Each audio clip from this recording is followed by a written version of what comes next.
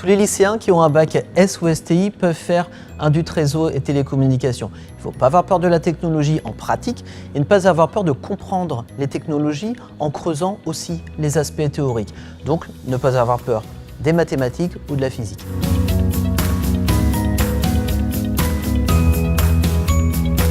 J'ai choisi de faire un DUT parce que la réputation de l'IUT d'Elbeuf me plaît bien et ça me laisse 2 ans d'études pendant lesquelles je vais pouvoir choisir ce que je vais faire après. Donc soit un bac+3 avec la licence pro qui est proposée ici, soit un bac+5 en école d'ingénieur ou autre. Ce que j'aime bien, c'est que le DUT a une thématique précise, donc réseau et télécommunications, mais au fil de 2 ans, on peut affiner vers d'autres orientations et c'est ce qui me donne envie de m'investir pour la suite.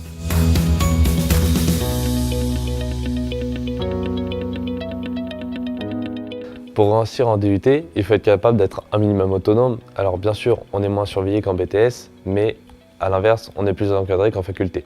La présence dans chaque cours est obligatoire, sous peine bien sûr de diminuer notre moyenne. Et puis surtout, il faut avoir pris cette orientation avec l'envie des réseaux informatiques et la télécommunication, sans avoir peur des mathématiques. Il faut avoir envie d'apprendre la partie matérielle, les configurations des communications, réseau ou télécom, et puis ne pas avoir peur de comprendre comment ça marche. On n'apprend pas seulement à construire un réseau, on apprend aussi à comprendre pourquoi et comment on peut faire passer un film à travers des ondes de façon optimale, par exemple.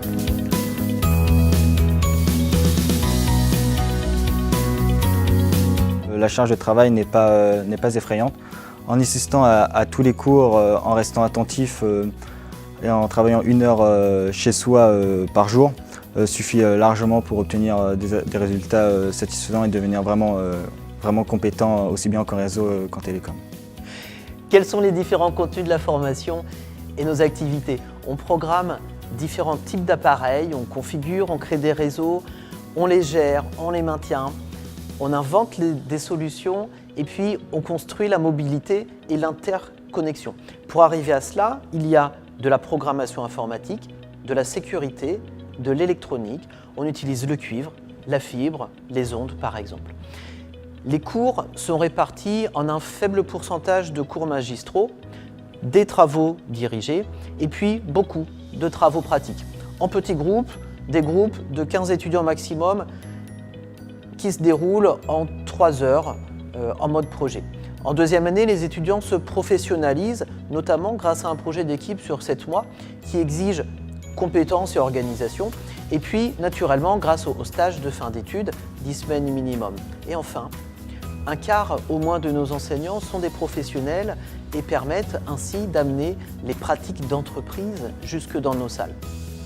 Autour des enseignements cœur de métier ou scientifiques, se greffent aussi des enseignements généraux comme l'anglais, la communication, la gestion de projet ou bien l'accompagnement personnalisé aux projets personnels et professionnels de chaque étudiant. C'est tout cet ensemble coordonné qui rend nos étudiants évolutifs et tant prisés par les entreprises.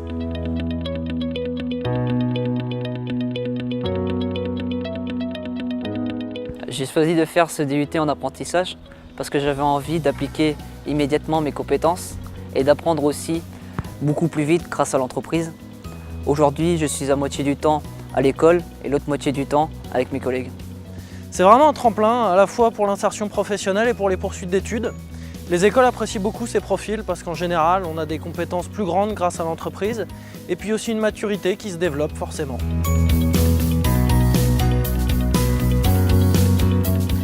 Peu importe le projet qu'on a, nos étudiants diplômés qui choisissent d'arrêter leurs études à Bac+2 trouvent immédiatement du travail, même si la plupart continuent en Bac+3, ce qui devient la norme aussi à l'IUT, et 45% choisissent de poursuivre en école d'ingénieur. Nos étudiants se destinent à travailler dans des data centers ou bien dans de grandes entreprises de télécom, plus ou moins connues du grand public, à des postes très variés qui vont de l'installation de réseaux chez les particuliers ou en entreprise, c'est-à-dire sur le terrain, jusqu'à la gestion de projets davantage dans les bureaux. Ils travaillent aussi dans de plus petites entreprises ou bien au sein d'organismes publics et ont alors généralement un panel d'activités plus large. Plus l'entreprise est petite, plus on est polyvalent. Pour ceux qui décident de poursuivre des études, ils peuvent très rapidement devenir experts dans des domaines comme l'administration au réseau ou système, la supervision, la cybersécurité, les systèmes d'information IoT, c'est-à-dire les objets connectés.